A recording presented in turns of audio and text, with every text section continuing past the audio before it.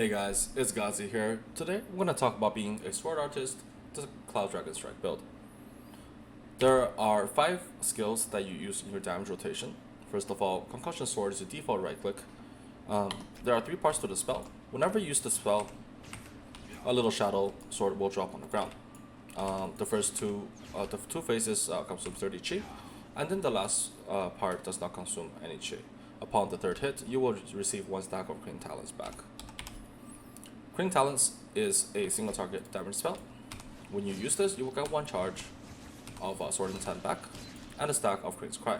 What Crane's Cry does is that per every 5% haste that you have, you will get an extra bonus in your crit and your crit damage. Cloud Dragon Strike, your bread and butter skill. You can hold up this skill to up to 5 sword intents, and you do damage according to how many swords that you used.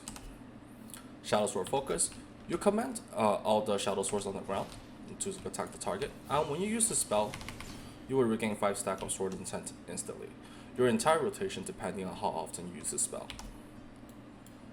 Last but not least is Formation of Yin and Yang. This is also a 2-phase spell. The first phase gives you a little AoE on the ground, constantly does damage, and above that boosts your magic attack by 30%. The second phase of the spell is called Thousand Swords. It is a single target burst spell, very powerful. With the damaging skills out of the way, let's talk about some skill mechanics that you may not know about some of the utility skills in Sword Artist. First of all is Mysterious Swords. Mysterious Swords is your default left click. It is actually a god-awful spell.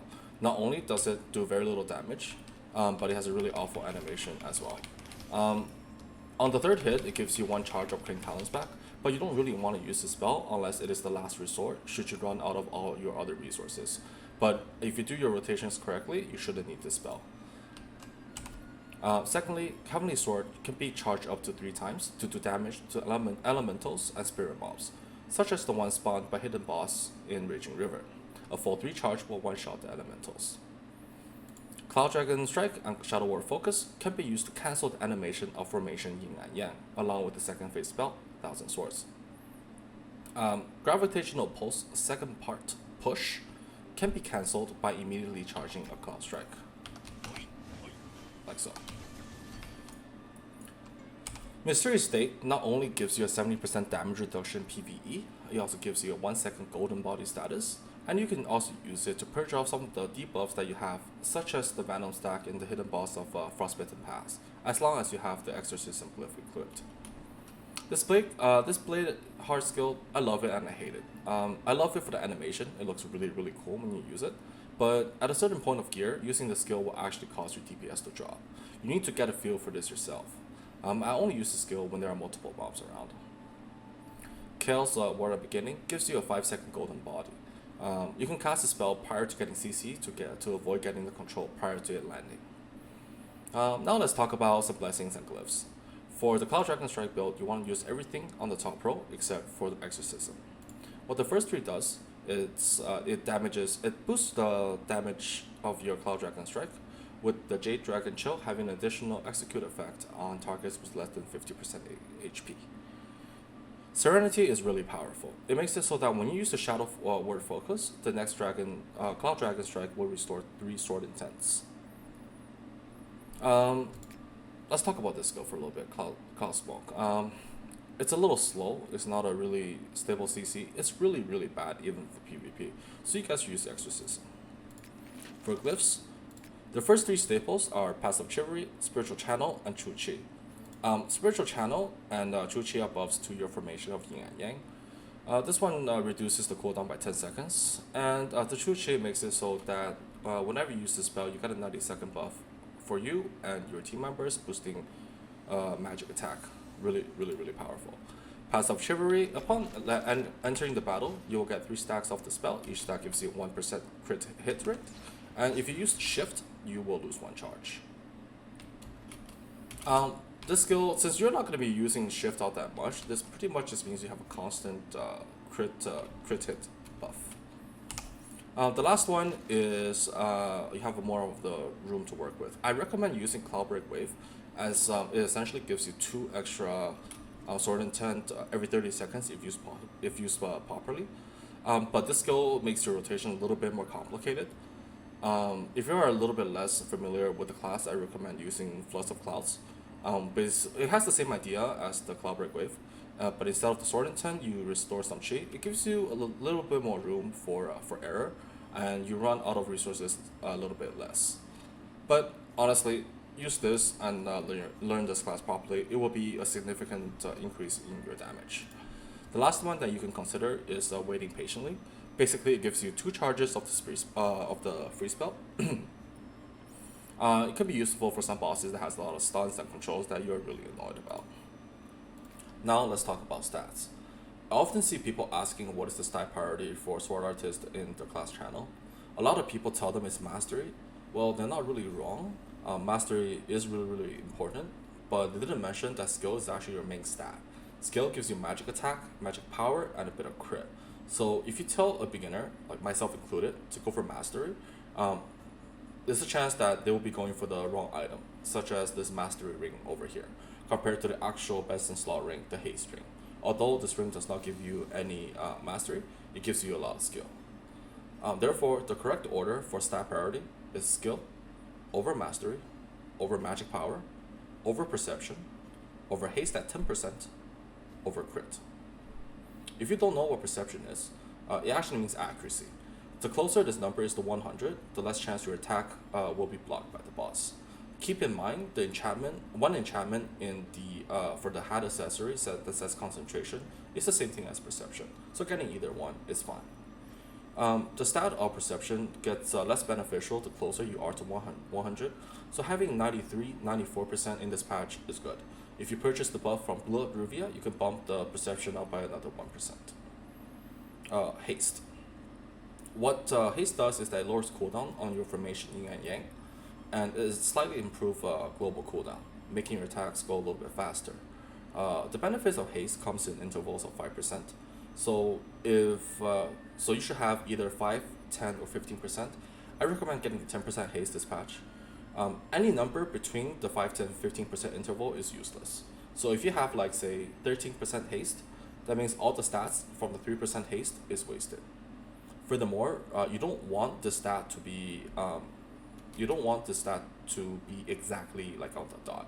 So say for example, on an off chance that you have like exactly 10.0% haste, it could be something actually like 9.96%, causing you to miss out a lot of stats. With all of that being said, I recommend getting 10% haste. You can use gems and Astral Essence to have your play haste to 10%, as close to 10% as possible. My gear is a little bit messed up right now. Have 10.64% haste. I'm actually using a haste gem to put my haste over the threshold. I can talk a little bit about best in slot. This is by far the best in slot that you can possibly have in this current patch, with a perfect 10.2% haste and a good balance between skill and mastery and perception. I'm gonna briefly go over this. For the head, you're going for the mastery crit hat, enchanting it with perception or concentration. For the rope, you're using the mastery rope, enchanting it with skill. For bracer, the mastery bracer, enchant it with mastery. Mastery belt, enchanted with mastery. Mastery perception pants, enchanted with skill. And the magic power perception shoes, enchanted with haste. Haste is your only option for the shoes enchantment. Two haste rings with skill, and socketed with the blue mastery gems. For your accessory, you should be using both mastery accessories, socketing the soul force with hard ice and break formation. For necklace, you're using the mastery perception necklace, socketed with the mastery gem. Main hand, star axis is your mastery perception weapon, enchanted with magic attack. Your first offhand is this haste perception one. You want the red gem in it too. For your other offhand, you're using the magic power and mastery one, star axis folio. The one without haste, you're socketing it with the skill gem. Last but not least, the Magic Power Mastery Magic Crits 1 for your final offhand, socketed with the red gem. Just give you some time to screenshot. Okay. Last thing I can talk about is Astral Essence. Like I mentioned in the previous video, the max number of Astral points that you can have in this patch is 23. I recommend doing something like this with Spirit Constellation being a must. What this does is that it boosts your damage by 5% if you're more than 12 meters away from the boss, which you are like 95% of the time.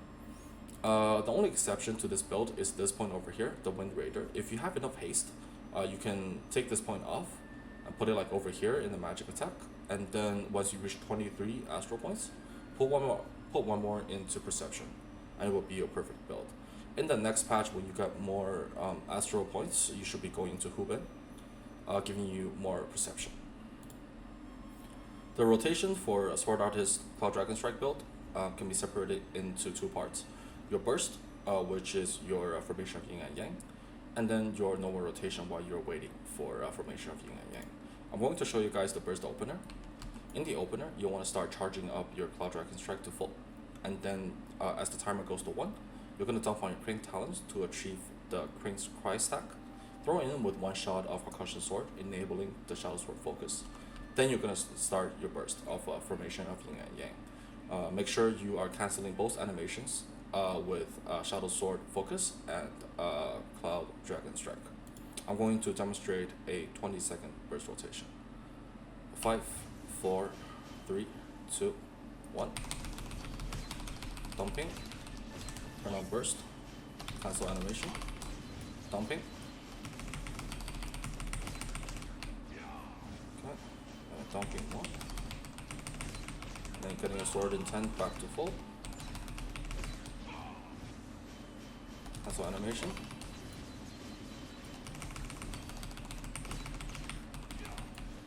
This is your full 20-second burst. Out of the burst, the rotation for the Cloud Strike build revolves entirely around resource management. There are a few things to keep in mind.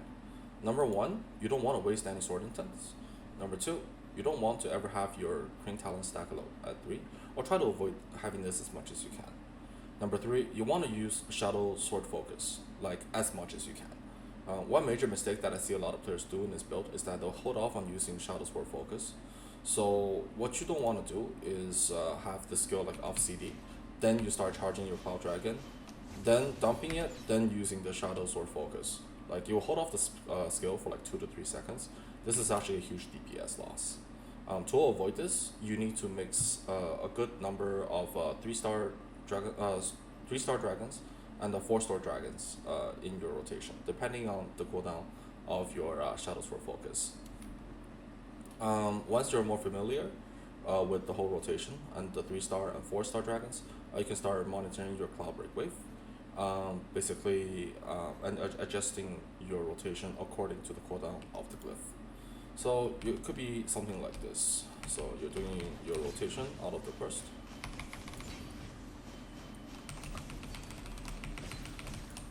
Eight seconds left. I'm going to do a 4 charge. See, the sword comes off cooldown perfectly. I'm going to do a 4 charge. 8 seconds left. 4 charge.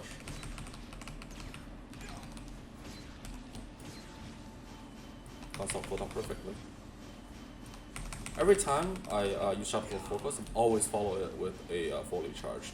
If I get the sword intent back from my glyph, I'm just gonna start charging it to full. Like so. See, 8 seconds left. Oh, 7 seconds, sorry. I'm gonna do a 3. Okay, and then my formation Yin and Yang is almost ready. I'm gonna go back into my burst build. Cancel animation.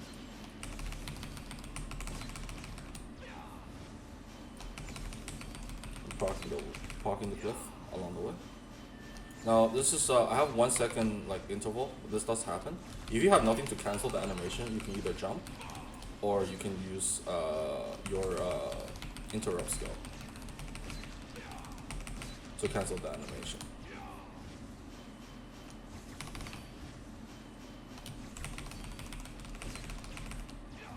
8 seconds, 7 seconds. Now, when this happens, when we proc your glyph and this comes off cooldown at the same time, just ignore the glyph. You want to use this as much as you can. And depending on how you charge up your sword intent, depending on like what resource you have. So if you have a lot of green talents, you want to use more of the green talents. If you have more chi, you want to use concussion sword. Green talents is often faster because as soon as you use it, you're gonna get one charge back on your sword intent compared to concussion sword who uses 3. To put everything together, I'm going to do a 5-minute dummy test. I'm going to leave the combat stats at the end of the video, including the number of skills used. Keep in mind that the damage numbers do not matter as much as the number of skills used.